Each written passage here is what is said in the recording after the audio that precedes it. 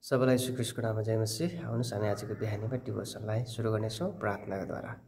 प्रभु येशू, हामी तपाईँलाई धन्यवाद दिन्छौँ सुन्दर बिहानीको निम्ति। एक दिनको आइदिनु भयो, धन्यवाद। यो बिहानीमा तपाईँको वचनबाट सुन्नलाई र प्रभु तपाईँको जस्तै सोच हाम्रो जीवनमा ल्याउनलाई सहायता गर्नुहोस्। पवित्र आत्मा, हामी तपाईँसँग बिन्ती गर्छौँ येशू प्रभुको नाममा, आमेन।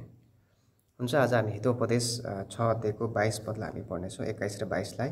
यसो लेखेको छ, ती तेरो हृदयमा राख, तिनलाई तेरो घाँटीमा बाँधिराख। त हिँड्दा तिनले तँलाई तेरो अगुवाई गर्नेछन्, त सुतेको बेला तिनले तेरो हेरचाह गर्नेछन्, र त जाग छँदा तिनी तँसित बातचित गर्नेछन्। आमेन। परमेश्वरले वचन पढाइमा हामी सबैलाई आशिष दिनुभएको या विशेष गरेर परमेश्वरको वचनको विषयमा लेखिएको छ, बाइबलको विषयमा लेखिएको छ। बाइबलले हाम्रो जीवनमा के गर्दछ, परमेश्वरको वचनले हाम्रो जीवनमा के गर्दछ भन्ने कुरालाई सलोमनले चाहिँ यहाँ स्पष्ट रूपमा बताउनु भएको छ। र परमेश्वरको वचनलाई हाम्रो हृदयमा, हाम्रो गलामा चाहिँ सधैँभरि राख भन्नुभएको छ। कहिले पनि यसलाई नछोड होइन। कतिपय हाम्रो महत्त्वपूर्ण कुरालाई हामी कहिले पनि छोड्दैनौँ, र छोड्यौँ भने हामी के गर्छौँ, दुःख मान्छौँ। त्यस्तै परमेश्वरको वचन पनि हामी विश्वासीको लागि त्यति नै महत्त्वपूर्ण छ। र बाइबलले परमेश्वरको वचनलाई भनेको छ, यो वचनलाई चाहिँ सधैँभरि लिइराख। यसले के गर्छ त हेर्नुहोस्, यहाँ परमेश्वरको वचनले के भन्दछ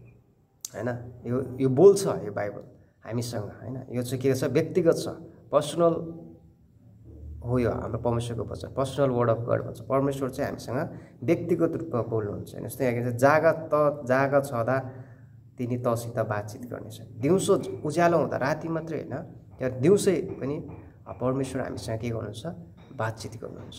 यदि हामी परमेश्वरको वचनलाई पक्रिरहेका छौँ भने, लिइरहेका छौँ भने होइन। दोस्रो कुरा हामी हेर्छौँ भने सुतेको बेला तिनले तेरो हेरचाह गर्नेछ है। परमेश्वरको वचनले हाम्रो हेरचाह गर्नुहुनेछ। कस्तो किसिमको हेरचाह?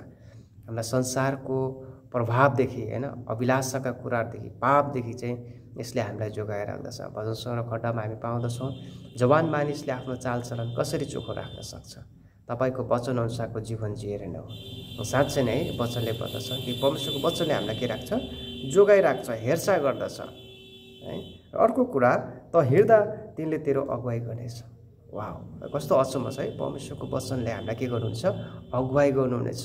हामी कुन बाटोमा हिँड्ने हो होइन, कुन मार्गमा हामी हिँड्ने हो, पवित्र आत्मा परमेश्वरले परमेश्वरको वचनद्वारा हामीलाई अगुवाई गर्नुहुन्छ। अनि साँच्चै नै एकदम अद्भुत कुरा छ है। परमेश्वरको वचनले हामीलाई उहाँको सङ्गतिमा हामीलाई लिएर आउनुहुन्छ। परमेश्वरको वचनले हामीलाई के गर्नुहुन्छ, मेलमिलाप गराउनुहुन्छ। मेलमिलापको बाटोमा उहाँले हामीलाई ल्याउनुहुन्छ। र साँच्चै नै यो परमेश्वरको वचन एकदम अद्भुत छ। तपाईँ र मेरो जीवनमा परमेश्वरको वचन हामीसँग बोल्नुहुन्छ। बोल्ने पुस्तक होइन, एउटा बोल्ने बाइबल आज तपाईँ र मसँग छ। अनि हामी खुसी हुनुपर्छ, हामी आनन्द हुनुपर्छ, किनभने परमेश्वरको वचनले तपाईँ र मलाई हाम्रो मार्गमा उहाँले अगुवाई गर्नुहुन्छ होइन।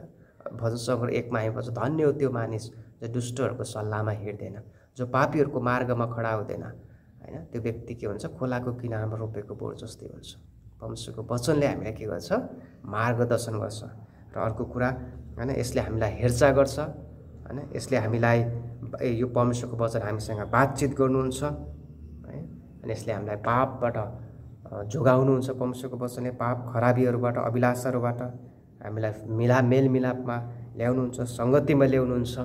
र यो परमेश्वरको वचन, व्यक्तिगत वचन हामीसँग बातचित गर्नुहुन्छ।